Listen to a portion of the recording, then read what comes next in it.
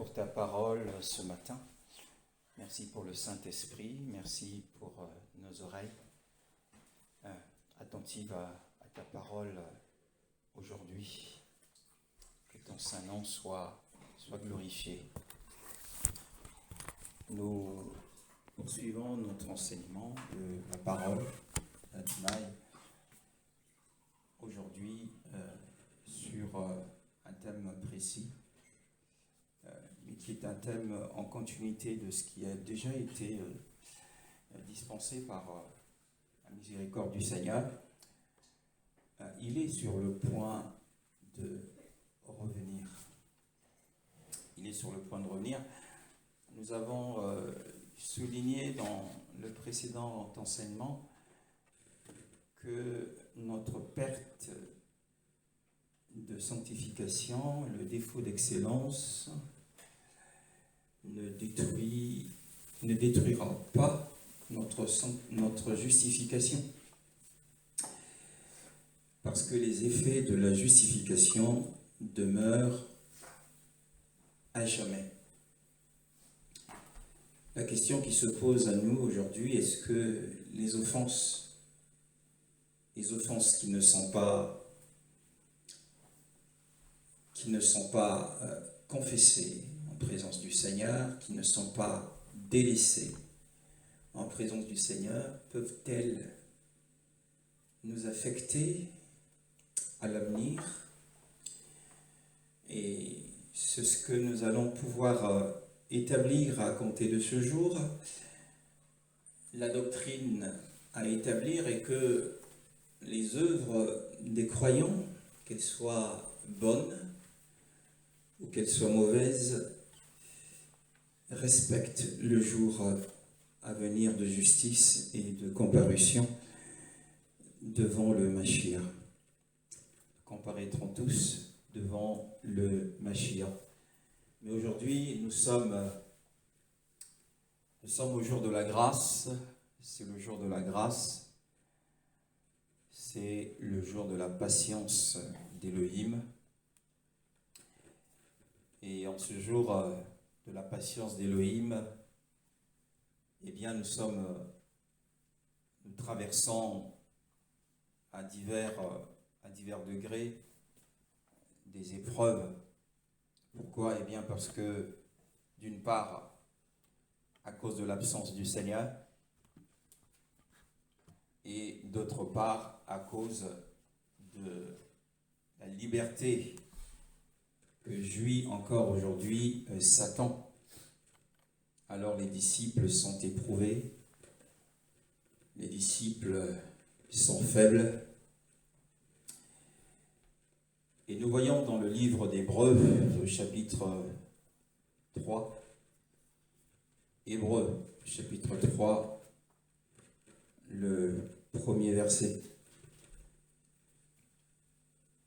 Satan est encore libre aujourd'hui.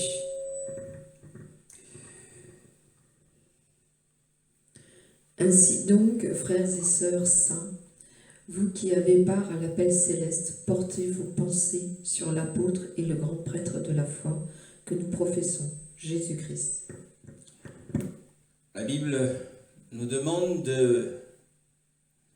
d'observer avec beaucoup d'attention. Et c'est un appel qui est ici adressé à tous ceux qui sont participants, tous ceux qui sont participants de la vocation céleste. Cette vocation céleste a une espérance, et cette espérance, c'est la gloire du royaume. C'est notre espérance. Notre espérance en tant que croyants, c'est de participer à la gloire du royaume de 1000 ans. Et c'est le fardeau que le Seigneur nous a confié à ce ministère. C'est de pouvoir rappeler les saints à la véritable espérance, mais aussi de porter beaucoup de lumière sur des sujets remplis de confusion qui sont prêchés dans différentes assemblées. La Bible nous dit ici, c'est pourquoi, frères saints, qu'est-ce qu'un saint? Quand on dit que Yeshua viendra enlever les saints, il viendra chercher les saints, eh bien un saint, c'est celui qui a été sanctifié intérieurement par l'œuvre du Saint-Esprit. C'est celui en qui Yeshua habite. C'est celui-là est appelé saint. Alors il est aussi appelé à participer à l'appel, au prix de la vocation céleste. Mais aussi d'observer, dit l'apôtre, d'observer ou de considérer attentivement deux choses. Il doit considérer deux choses. Premièrement, Yeshua Mashiach, comme on s'est dit dans ta version, sœur. Portez vos pensées sur l'apôtre et le grand prêtre de la foi que nous professons. Jésus-Christ. Oui, Yeshua Mashiach, il a de considérer la personne de Yeshua Mashiach, mais aussi les offices qu'il remplit. Il est appelé apôtre et il est appelé grand prêtre. Est-ce que dans ta version grand prêtre de notre... Le grand prêtre de la foi que nous professons. De la foi que nous professons. En vérité, il y a de la part de certains interprètes de la Bible, notamment de la Bible que nous sommes en train, que ce soit la Bible que la sœur a lue, le passage que la sœur a lu, que ce soit celle que je suis en train de lire, il y a une erreur assez grave. Nous allons le voir. Premièrement, il est la personne de Yeshua Mashiach. Deuxièmement, c'est un apôtre et un grand prêtre. Apôtre signifie envoyé. L'apôtre qui est Yeshua Mashiach ici est comparé ou répond au premier apôtre qui était Moshe. Moshe était le premier envoyé par Yahweh. Donc ici, l'apôtre répond à Moshe. Yeshua est l'apôtre supérieur à Moshe. Et il est le grand prêtre, ici, comparé à Aaron. Donc, apôtre comparé à Moshe ou Moïse, et grand prêtre comparé à Aaron. Mais la Bible dit, ici, en réalité, c'est l'apôtre et le grand prêtre de notre confession. De notre confession. Parce qu'il y a une différence entre la profession de foi et la confession. Il y a une grande différence. Et cette grande différence change le sens de ce passage. Il est l'apôtre et le grand prêtre de notre confession. Et plus loin dans la parole, il est demandé aux disciples,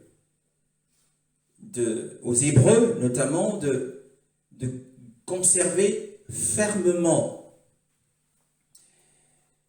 la confession de foi qu'ils avaient. Donc, quelle est la différence? Une profession a lieu en présence de ceux qui ont le même esprit que vous.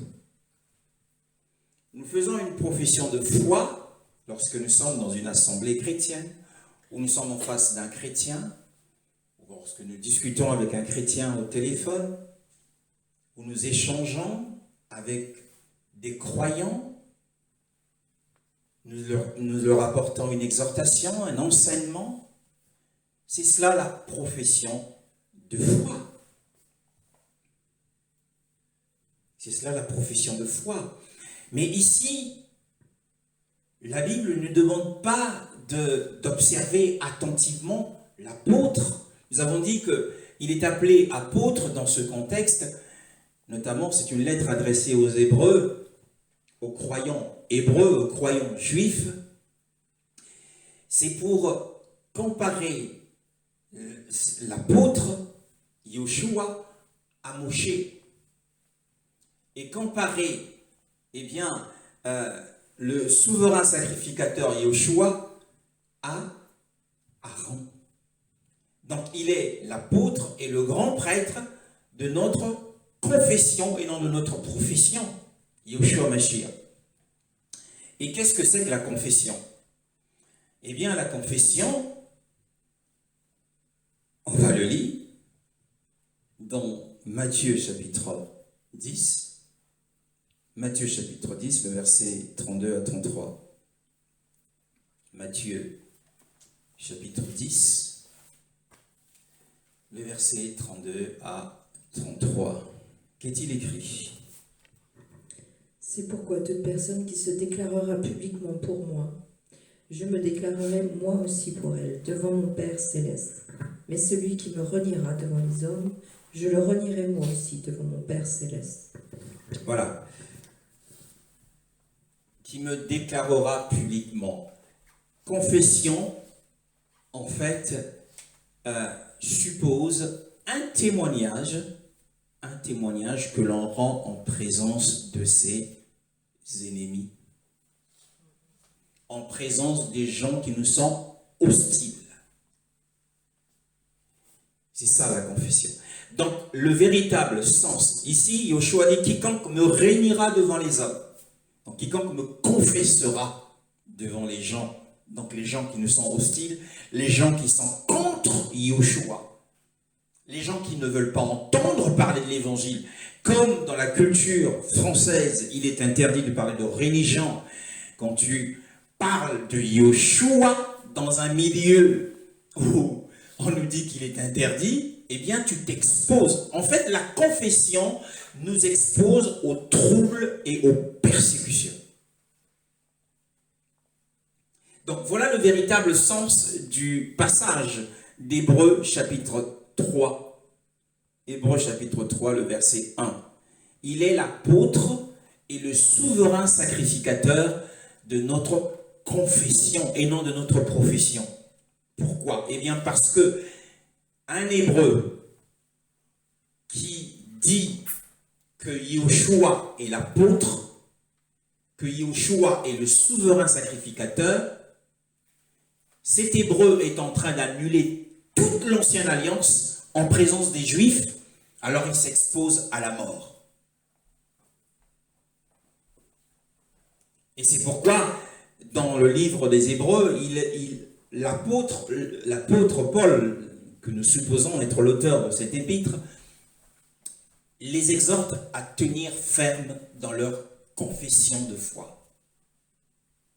Parce qu'ils étaient persécutés et c'était un blasphème énorme. Pour les Juifs, le seul apôtre, c'est Moshe.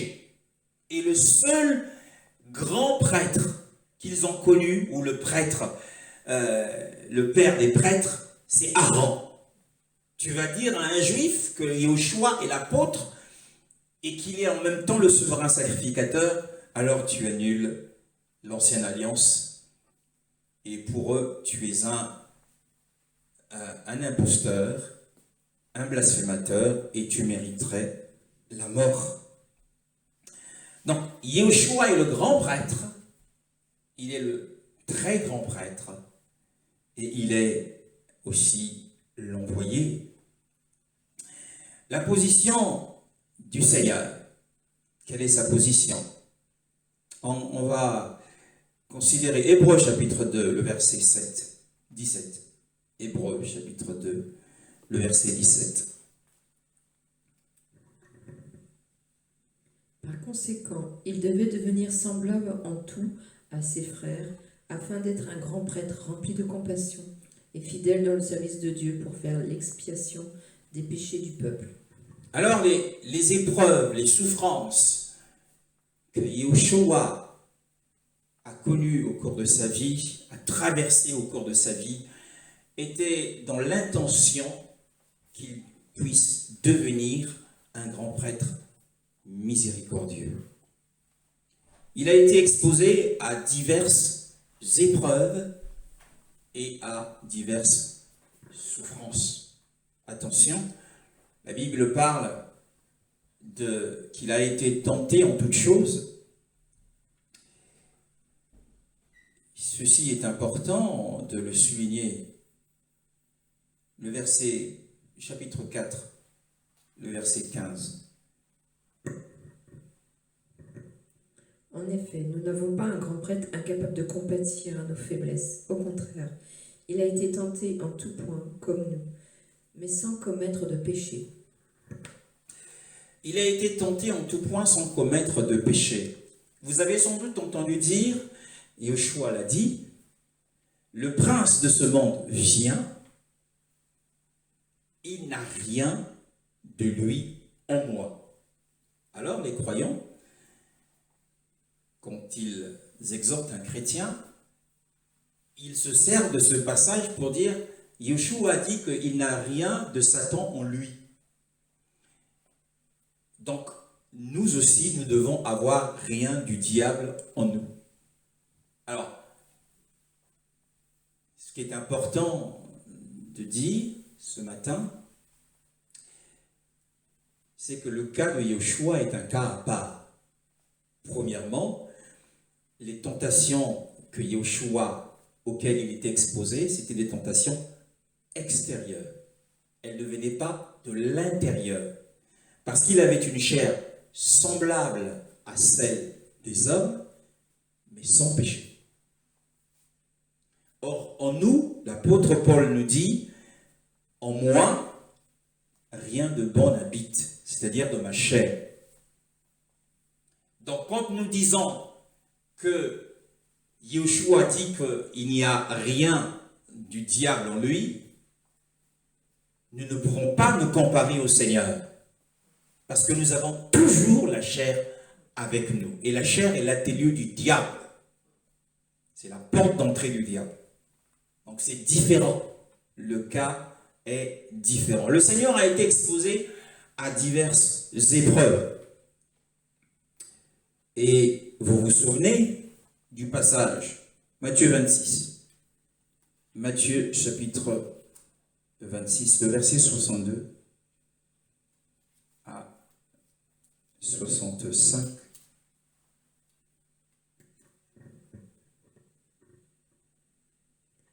Le grand prêtre se leva et lui dit, « Ne réponds-tu rien? Pourquoi ces hommes témoignent-ils contre toi ?» Mais Jésus gardait le silence. Le grand prêtre prit la parole et lui dit, « Je t'adjure, par le Dieu vivant, de nous dire si tu es le Messie, fils de Dieu. » Jésus lui répondit, « Tu le dis. De plus, je vous le déclare, vous verrez désormais le Fils de l'homme, assis à la droite du Dieu Tout-Puissant et venant sur les nuées du ciel. » Alors le grand prêtre déchira ses vêtements en disant, « Il a blasphémé, qu'avons-nous encore besoin de témoins? Vous venez d'entendre son blasphème. Qu'en pensez-vous » répondirent-ils. Il est digne. Il mérite la mort. Il mérite la mort, il est digne de mort. Voyez-vous à quoi Yoshua s'est exposé lui-même. Il nous donne un exemple de ce qu'est le péril qui est attaché à la confession. Le grand prêtre lui demande, je t'adjure devant Elohim, je t'adjure par l'Elohim le vivant, de nous dire si tu es le Mashiach, le fils d'Elohim. Alors, devait-il confesser, professer? Non, il ne devait pas professer parce qu'il était en présence des gens qui lui étaient très hostiles. Il était en présence de ses ennemis.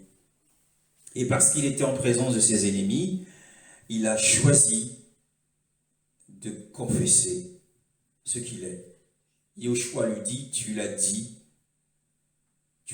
De plus, je vous le dis, dès maintenant, vous verrez le Fils d'humain assis à la droite de la puissance et venons sur les nuées du ciel. Donc Yahushua a confessé, il a confessé sa divinité.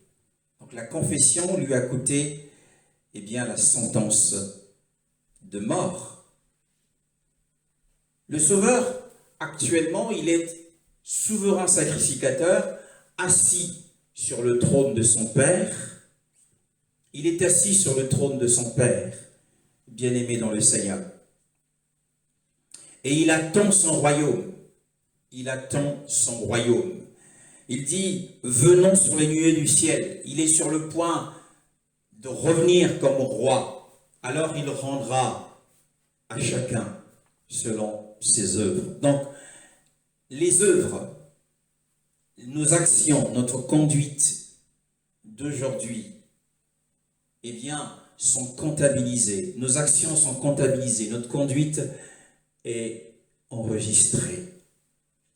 Parce que notre conduite regarde à ce jour à venir où Yahushua viendra dans son royaume.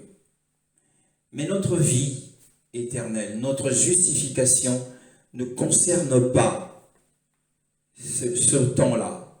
C'est ce que nous allons, tout le long de cette série d'enseignements, essayer de nous faire comprendre à tous.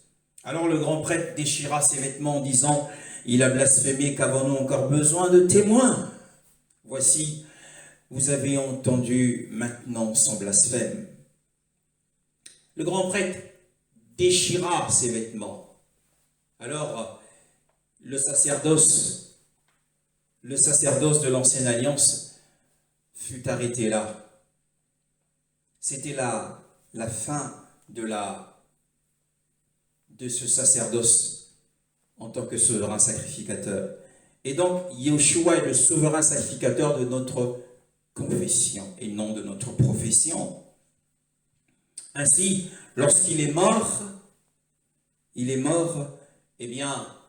Bible nous dit que le voile très saint du sanctuaire se déchira en deux. Béni soit Adonai. Alors, nous bénissons le Seigneur parce que le Sauveur, en tant que souverain sacrificateur, il est fidèle à ses devoirs actuels, à la fois envers Elohim, son Père, et envers l'homme. Lorsque nous retournons dans Hébreu au chapitre 4, Hébreu au chapitre 4, versets 14 à 16. Ainsi, puisque nous avons un souverain grand prêtre qui a traversé le ciel, Jésus, le Fils de Dieu, restons fermement attachés à la foi que nous professons. En effet, nous n'avons pas un grand prêtre incapable de compatir à nos faiblesses. Au contraire, il a été tenté en tout point comme nous, mais sans commettre de péché. Approchons-nous donc avec assurance du trône de la grâce, afin d'obtenir compassion et de trouver grâce pour être secourus au moment opportun. Oui, nous avons dit que Satan est en liberté et nous sommes exposés à beaucoup d'épreuves. Et à cause de ces épreuves, nous avons besoin de la sympathie du Seigneur. Et ce souverain sacrificateur qui est Yahushua, qui est fidèle à ses devoirs aujourd'hui envers Elohim et envers nous, il sympathise avec nos épreuves.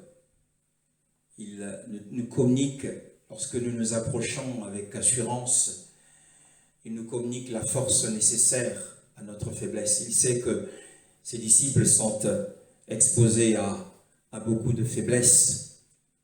Alors, le voici il est prêt à nous secourir, il est prêt à nous soutenir. Ses devoirs actuels, comme nous l'avons dit, envers Elohim, consistent à nous soutenir en présence du Père à cause des accusations de Satan à notre encontre. Satan qui accuse les frères jour et nuit. Et Yahushua est notre soutien auprès du Père. à cause de son sacrifice, à cause de son œuvre expiatoire. Mais il est aussi celui qui nous apporte la force lorsque, au fil du temps, au fil des épreuves, nous nous sentons épuisés. Il est là pour nous fortifier.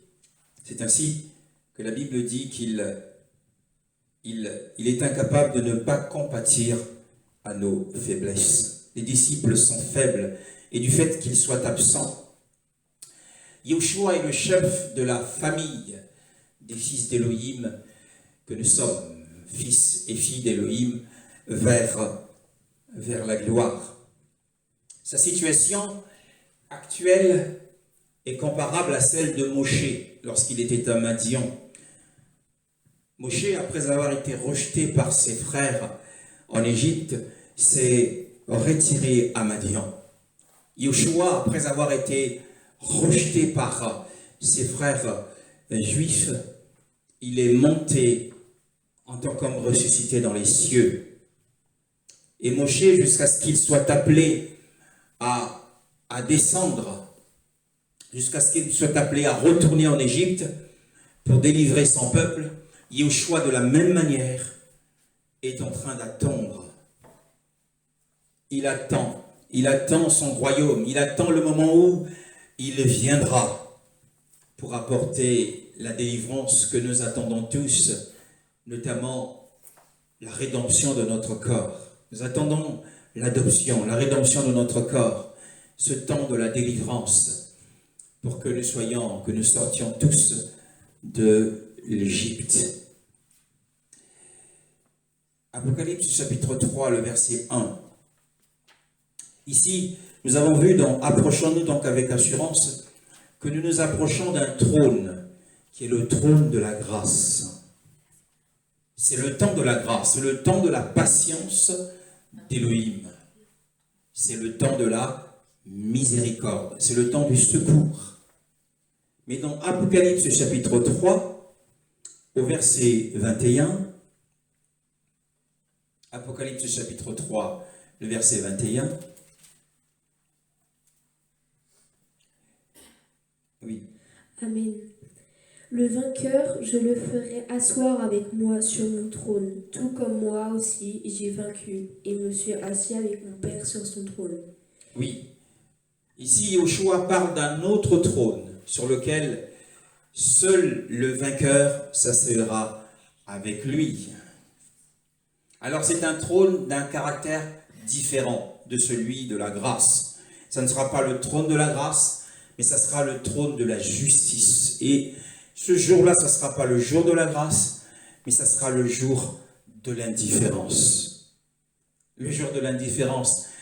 Car Yahweh, Elohim, n'a point égard à l'apparence, n'a point égard au visage. Il ne fera pas attention à tel et tel visage. Il ne dira pas qu'un tel avait une grande influence dans le monde, avait une grande congrégation, beaucoup d'âmes venaient dans son assemblée, alors je vais user de clémence à son égard. Donc il ne fera pas attention à l'apparence, il ne fera pas attention à tel et tel visage. Il ne dira pas un tel a vécu dans des épreuves atroces, alors je vais essayer d'adoucir ma justice. Il ne sera pas ainsi. Alors c'est un trône qui est d'un caractère différent. Alors devant le siège du jugement de Yahushua, puisque nous parlons ici de notre conduite aujourd'hui, la façon dont nous nous conduisons, la façon dont nous parlons, ce que nous disons, ce que nous pensons, notre façon d'agir, de réagir, notre attitude intérieure est enregistrée pour la comparution. Lorsque nous comparaîtrons, tout le peuple d'Élohim comparaîtra, de toutes les générations, comparaîtra devant le siège du jugement de Yahushua. Nous avons dit, ça sera le jour de l'indifférence. Et chacun rendra compte d'abord de lui-même, avant ses actes. D'abord de lui-même, de sa santé, comment il a géré sa santé, comment il a géré son argent, comment il a géré la foi, quelles sont les mesures d'incrédulité qui se sont produites dans sa vie, les pensées qu'il y avait dans son cœur, tout cela sera dévoilé. En fait, il y a un voile aujourd'hui. Nous aurons encore l'occasion d'insister là-dessus. Il y a un voile aujourd'hui sur chacune des vies du peuple d'Élohim. Il y a un voile. Et le jour du siège du jugement, le voile de ta vie sera enlevé, sera déchiré. Ce voile sera enlevé et l'on verra ce que l'on n'a jamais vu. Car il n'y a rien de caché qui ne doit être découvert. Ce qui est caché, c'est ce qui est voilé, mais doit être dévoilé. Béni soit le Seigneur. Alors, le principe du siège du jugement, ce n'est pas la grâce, puisque le trône sur lequel Yeshua sera assis, ce siège, a un caractère opposé à celui de la grâce, à celui de la faveur. Donc, le principe de ce jugement se fera selon les œuvres, uniquement selon les œuvres. Pour ceux qui ont travaillé pour le Seigneur, Romains chapitre 14, le verset 10 à 13. Ceux qui ont souffert pour le Seigneur.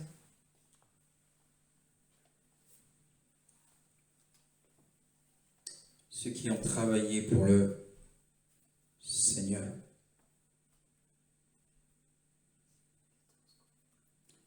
« 10 à 13. Romains chapitre 10, chapitre 14, le verset 10 à 13. Mais toi, pourquoi juges-tu ton frère? Ou toi, pourquoi maîtrises-tu ton frère? Nous comparaîtrons tous, en effet, devant le tribunal de Christ. Car il est écrit, « Je suis vivant, dit le Seigneur, chacun pliera le genou devant moi, et toute langue rendra gloire à Dieu. » Ainsi donc, chacun de nous rendra compte à Dieu pour lui-même. Et chacun de nous rendra compte. Qui que vous soyez, vous avez des comptes à rendre au Seigneur. Ne nous jugeons donc plus les uns les autres, mais veillez plutôt à ne pas placer d'obstacles ou de pièges devant votre frère. Oui. Donc nous aurons probablement, par la grâce d'Élohim, l'occasion de développer tous ces passages, puisque c'est notre mission.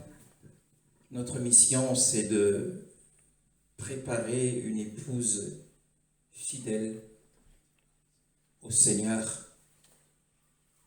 C'est de préparer les saints au royaume millénaire, puisque le constat est tel que le royaume millénaire n'est pas fréquemment enseigné dans les églises, où les gens ne savent pas ce que c'est en réalité, parce qu'ils confondent le royaume avec le salut, confondent le royaume avec la béatitude éternelle, et toutes ces choses qui sont attachées au royaume. Alors, le résultat des croyants qui apparaîtront, ça suscite la crainte, qui apparaîtront en la présence du Seigneur. Le résultat sera double. Certains seront jugés dignes d'entrer. Nous allons survoler l'enseignement et le prochain enseignement, nous entrerons dans les détails. Et d'autres seront jugés indignes. Donc c'est le résultat de la comparution. Nous comparaîtrons tous, certains seront jugés dignes et d'autres seront jugés indignes. Les acteurs de bien, ceux qui iront en tant que serviteurs, ils ont fait beaucoup de bien sur la terre, ils pourront atteindre cet âge et la première résurrection d'entre les morts. Jean chapitre 5, le verset 25 à 29. Les acteurs de bien. Es-tu une actrice du bien? Es-tu un acteur du bien? Fais-tu du bien autour de toi? Alors, nous comprenons que tout le peuple d'Élohim n'atteindra pas cet âge à venir et la première résurrection. Jean chapitre 5, le verset 28 et le verset 29.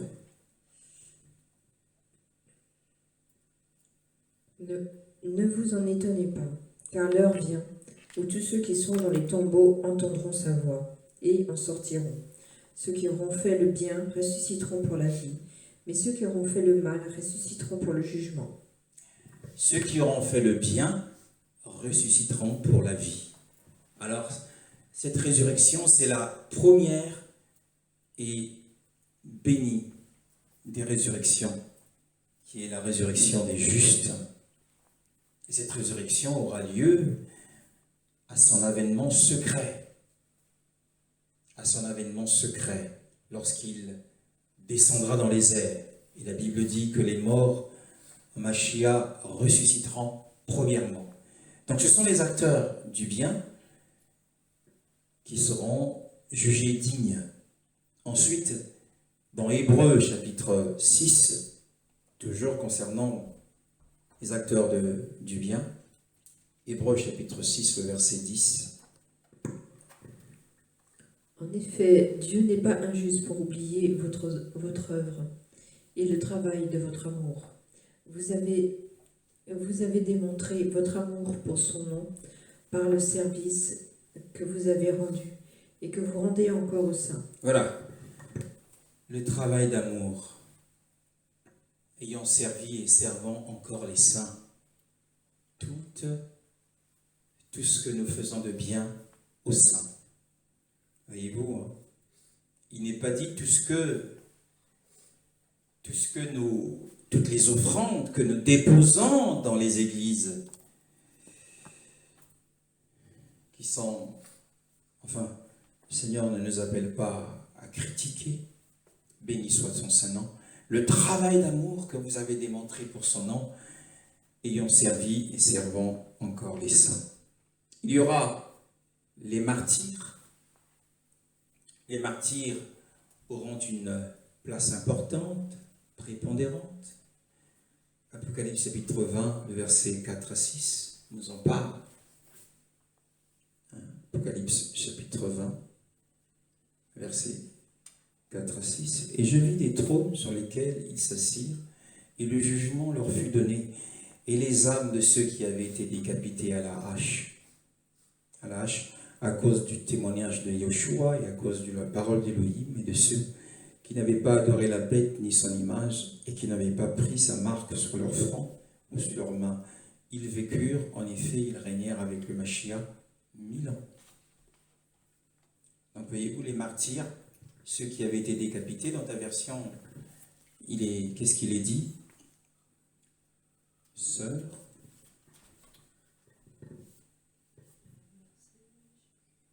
Verset 4. Ensuite, je vis des trônes, et ceux qui s'y assirent reçurent le pouvoir de juger. Il vit aussi l'âme de ceux qui avaient été décapités à cause du témoignage de Jésus, et à cause de la parole de Dieu. Tous ceux qui n'avaient pas adoré la bête et son image, et qui n'avaient pas reçu sa marque sur le front ni sur la main. Ils revinrent à la vie, et ils régnèrent avec Christ pendant 1000 ans. Voilà. Donc, les martyrs auront une place importante, notamment l'apôtre Pierre, qui a été crucifié à l'envers. L'apôtre Paul aussi a été martyrisé. L'apôtre Jacques a été décapité. Donc, tous ceux qui sont passés par le bûcher à cause du Seigneur, ceux-là seront récompensés par Adonai, ils auront des places importantes. Ensuite, il y a les missionnaires. Il y a beaucoup de missionnaires dans l'histoire de l'Église, dans les siècles passés, qui ils ont renoncé à beaucoup de choses pour le Seigneur. Beaucoup de missionnaires qui avaient beaucoup abandonné, qui ont aussi beaucoup enduré pour servir, pour l'amour du Seigneur et pour servir le Seigneur. Et ceux-là aussi seront jugés dignes. Il y a aussi beaucoup de missionnaires actuellement et qui sont à l'œuvre. Actes chapitre 14, le verset 22. Actes chapitre 14, le verset 22. Il fortifiait l'esprit des disciples, les encourageait à persévérer dans la loi, la foi, et disait, c'est à travers beaucoup de difficultés qu'il nous faut entrer dans le royaume de Dieu.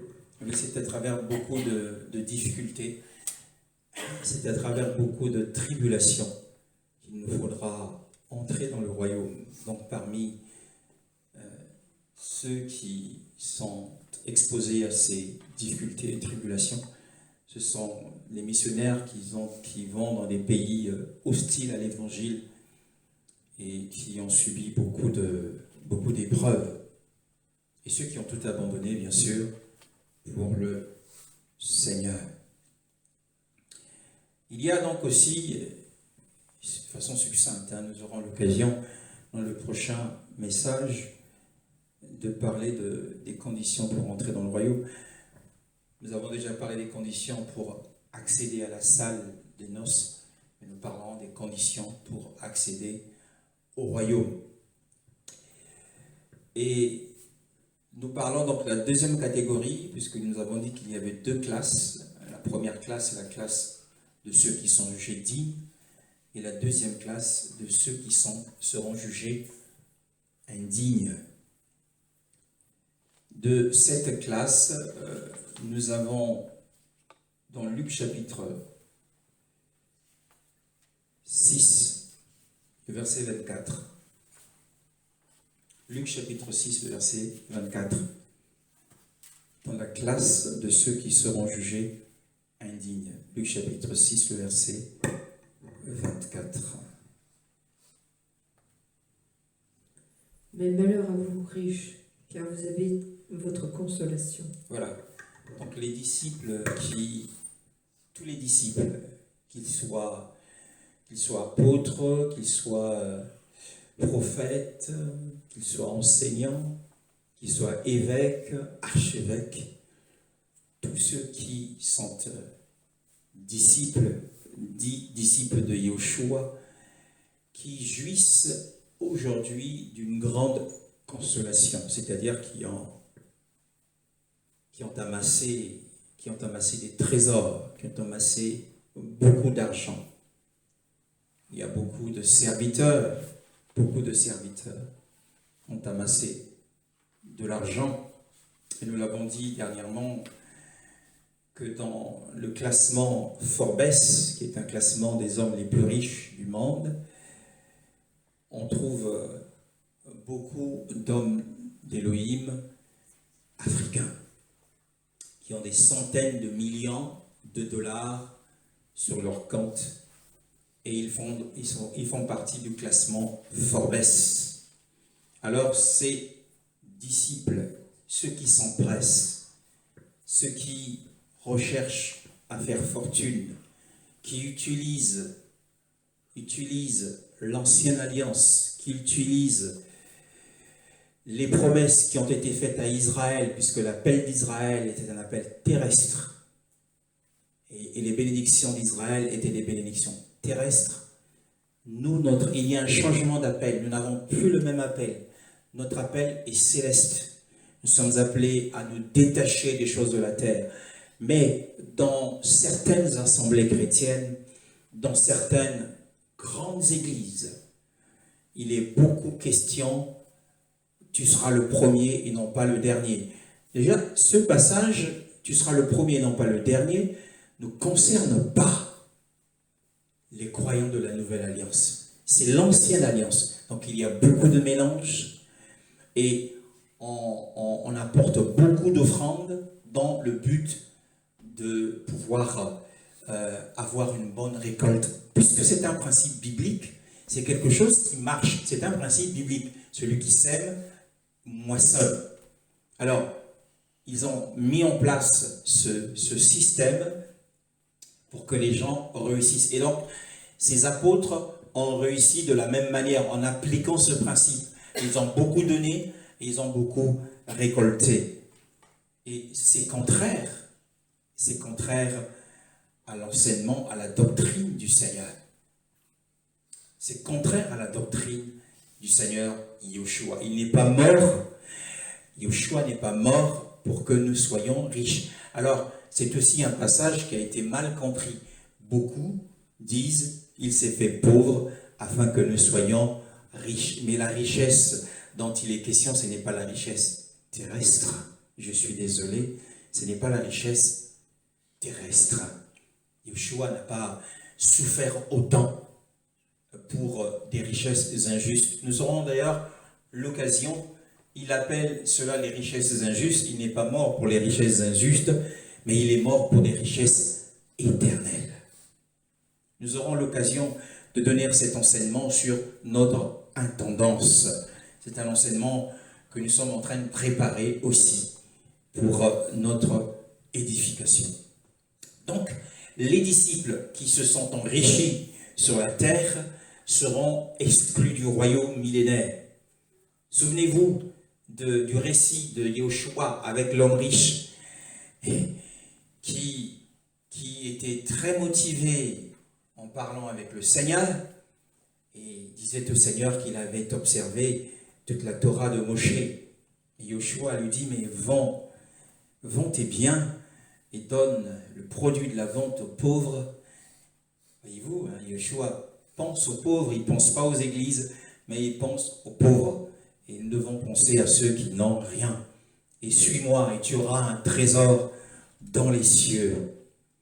Mais ce jeune homme n'a pas pu porter cette parole, elle était trop lourde pour lui. Il ne pouvait pas la porter. Peut-être l'a-t-il porté plus tard, on ne le sait pas, la Bible n'en parle pas. Il n'a pas été condamné, mais Yoshua, s'adressant à ses disciples, se tournant vers ses disciples, il leur dit qu'il est plus facile à un chameau de passer par le chat d'une aiguille qu'à un homme riche d'entrer dans le royaume des cieux. Donc ici, la doctrine est établie. Ceux qui jouissent de la consolation aujourd'hui, comme a dit, malheur aux riches, car ils ont leur consolation ici. Ils ne pourront pas entrer. Les disciples riches aujourd'hui, parce que la richesse, quoi qu'il en soit, alimente, ça alimente l'orgueil. C'est très difficile de rester très humble en étant très riche. Regardez, vous n'avez qu'à regarder les frères. Il y a beaucoup des frères qui sont dans des positions, qui ont reçu des grands postes de responsabilité. Mais qu'est-ce qu'ils sont devenus différents? Ce ne sont plus les mêmes. Cela nous attriste. Donc, les disciples qui jouissent de la consolation aujourd'hui seront jugés indignes. Il y a une autre catégorie de gens ou des croyants qui n'entreront pas. Pourquoi? Ils n'entreront pas parce qu'ils n'auront pas d'œuvre à montrer. Puisqu'on a dit que le principe d'accès au royaume de Milan, c'est le principe fixe qui ne changera pas. Ce sont les œuvres de la foi. La foi seule ne suffira pas. La foi seule nous permet d'avoir la vie éternelle. C'est la foi de la justification qui apporte la vie éternelle. Et ça, c'est un effet qui demeure toujours. Je connais mes brebis, et mes brebis me connaissent. Je leur donne la vie éternelle, et elles ne périront jamais en aucun cas, a dit Yoshua. En aucun cas, elles ne périront jamais. Et Jean, dans son épître, nous dit, petits enfants, vous qui avez cru au Fils d'Élohim, sachez que vous avez la vie éternelle. Alors, beaucoup n'entreront pas dans ce royaume parce qu'ils n'auront rien à montrer au Seigneur. Ils ont tellement repoussé la foi jusqu'à la fin de leur vie. Ils ont simplement cru, ils se sont contentés de la vie éternelle. Ils ne vont pas dans les églises, ils n'évoluent pas, mais c'est des croyants. Ils ont reçu la vie éternelle et ils sont morts ainsi. Tel était le cas du brigand à la croix. Luc, chapitre 23, le verset 42 à 43. Luc, chapitre 23, le verset 22 à 43. Donc, si tu te contentes seulement d'avoir la vie éternelle, sache que tu t'exclus toi-même au royaume des cieux. Tu t'exclus toi-même au royaume des cieux.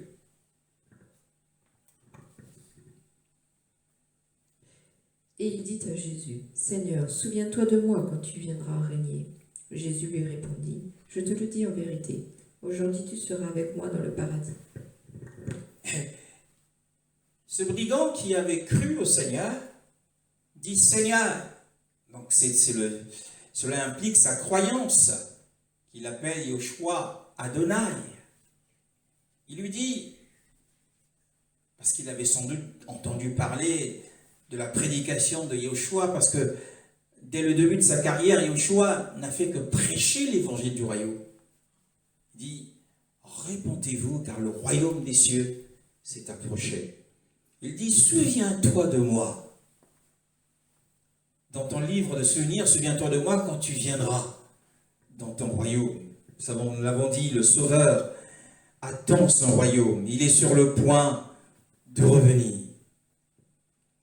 Mais à cette demande du brigand mourant, Yoshua lui dit, Amen, je te le dis, aujourd'hui, tu seras avec moi dans le paradis. Mais quant à la demande du brigand, il n'a pas eu de réponse. Le Seigneur ne peut pas se souvenir de lui parce que cet homme n'avait aucune œuvre à montrer. Parce que le royaume qu'il cite est un royaume qui est fixé sur le principe des œuvres. C'est un principe qui ne changera pas. La foi ne suffit pas. Mais sa foi, en revanche, lui a permis de se retrouver dans le domaine réservé aux âmes rachetées par le sang, le paradis, le sein d'Abraham.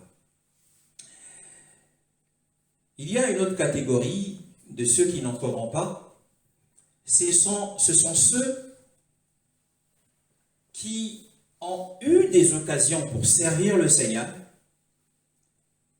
mais qui ont négligé ces occasions. Beaucoup ont des occasions.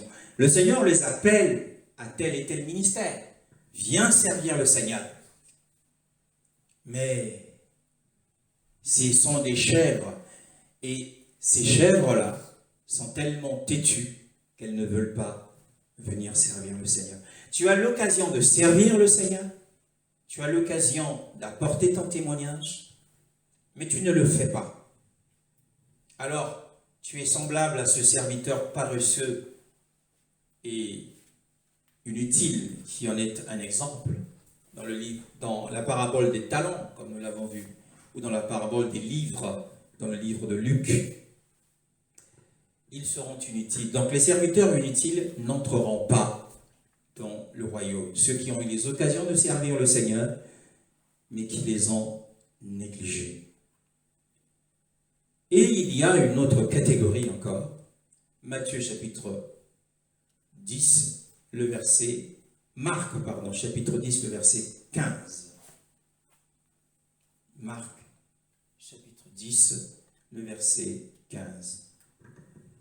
Je vous le dis en vérité, celui qui n'accueille pas le royaume de Dieu comme un petit enfant n'y entrera pas. Ah, C'est important ce passage, c'est important.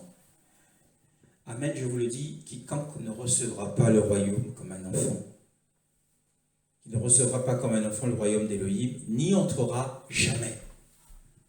Alors, ça c'est une... Dans cette catégorie, il y aura beaucoup d'enfants de Dieu, beaucoup de croyants. Parce que dans les églises où ces croyants évoluent, les enseignants ou les pasteurs de ces églises ne prêchent jamais le royaume d'Élohim. Ce qu'il en est et comment y accéder, ils ne prêchent jamais. Donc, ils n'ont jamais accepté le royaume d'Élohim. Et parce que beaucoup de croyants dans les assemblées où ils sont, le royaume de Dieu tel que nous le présentons ici par la grâce et la miséricorde du Seigneur, le témoignage de ce royaume n'a pas été annoncé et n'a pas été cru. Comment croiront-ils en ce qu'ils n'ont pas entendu parler? Ils ne peuvent pas croire si cela ne leur est pas prêché. Puisque généralement, dans les églises, on parle du royaume comme le royaume invisible dans lequel nous sommes aujourd'hui. C'est ça l'évangile. L'évangile moderne présente le royaume comme le royaume invisible dans lequel nous sommes aujourd'hui. Voyez-vous? Et il y aura l'accès leur sera refusé parce qu'ils n'ont pas reçu comme des enfants le royaume d'Élohim, à commencer par les dirigeants spirituels des églises. Donc Luc 18, 17 répète la même chose.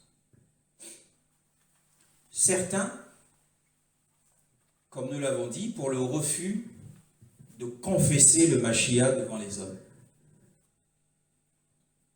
Soit tu confesses le Seigneur, soit tu meurs. Et beaucoup ont régné le Seigneur.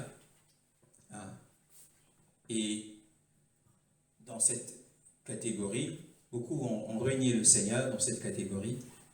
Et nous ne souhaitons pas être dans ce cas, mais nous avons dit que la confession, cela suppose le témoignage que nous avons à rendre en présence de nos ennemis, en présence de ceux qui nous sont très hostiles. Et c'est pas évident. Le Seigneur nous fasse grâce. Comme nous l'avons lu dans Matthieu chapitre 10, le verset 32 à 33, « Celui qui me régnera devant les hommes, je le régnerai aussi devant mon Père et devant ses anges. » Et ça, c'est pour l'accès à l'entrée dans le royaume. Mais il y a aussi une autre catégorie de ceux qui ont refusé de se faire baptiser. C'est assez éloquent. Jean chapitre 3, le verset 5. Jean chapitre 3, le verset 5.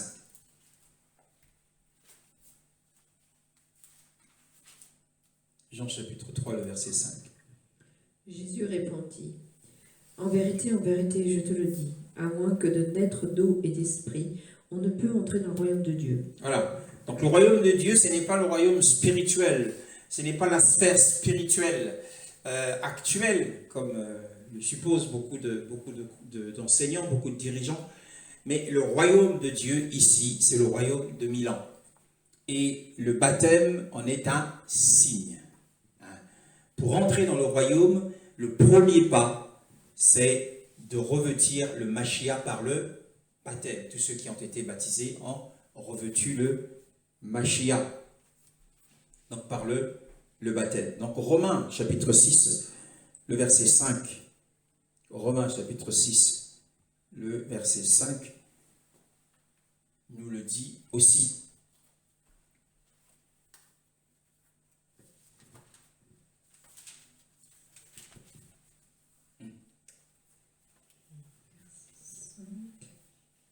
En effet, si nous avons été unis à lui par une mort semblable à la sienne, nous le serons aussi par une résurrection semblable à la sienne. Voilà. Nous le serons aussi, c'est dans le futur. Donc nous participerons à la première et bénie des résurrections si nous sommes passés par ce rite qui est le baptême, qui est ici, car si nous sommes nés ensemble avec lui en devenant semblables à sa mort, donc en fait ça parle du baptême par immersion. Donc certains, parce qu'ils ont accepté le baptême dogmatique de l'enseignement de Rome, l'aspersion, ou se sont fait baptiser pendant qu'ils étaient enfants, l'accès au royaume leur sera refusé. Ils ne pourront pas accéder au royaume parce que ce n'est pas un vrai baptême qu'est l'aspersion de l'eau sur la tête, mais c'est l'immersion au nom de Yeshua Mashiach. Ceci est très important. Certains seront exclus parce qu'ils auront enseigné des fausses doctrines. Alors, le ministère de l'enseignement est un ministère très sensible, un ministère qui est exposé à beaucoup de dangers parce que il est plus facile d'altérer la parole de Dieu, et quand on altère la parole, et puis on égare à la fois les gens qui nous écoutent. Et certains enseignants de ces doctrines erronées seront quand même sauvés. Ils seront sauvés. Nous faisons ici allusion notamment à beaucoup de catholiques, beaucoup de croyants catholiques qui ont cru au Seigneur. Ils ont ce fondement, ils ont cru au Seigneur. Ils ont cru au Seigneur. Mais en revanche, sur ce fondement, ils ont bâti beaucoup d'idolâtrie. Ils ont bâti beaucoup d'idolâtrie. Ils ont bâti beaucoup d'idolâtrie. Et là-dessus, 1 Corinthiens chapitre 3, pour terminer cet enseignement, que nous allons encore développer le dimanche prochain. 1 Corinthiens chapitre 3, le verset 15, selon la vision que j'ai reçue du Seigneur, voyant un feu gigantesque,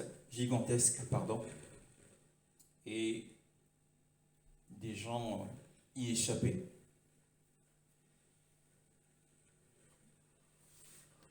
« 1 Corinthiens chapitre 3, le verset 15. Si son œuvre brûle, il perdra sa récompense. Lui-même sera sauvé, mais comme au travers d'un feu. » Oui, comme au travers d'un feu. Donc le rescapé de ce feu sera quand même sauvé. Mais si l'œuvre de quelqu'un est brûlée, parce que l'œuvre bâtie sur le fondement du Mashiach, il y a le culte marial, il y a l'idolâtrie, mais il y a aussi beaucoup d'enseignants dans les églises dites de réveil qui tordent le sens de la parole. Et la Bible parle nous aurons l'occasion de le voir. Il subira un préjudice.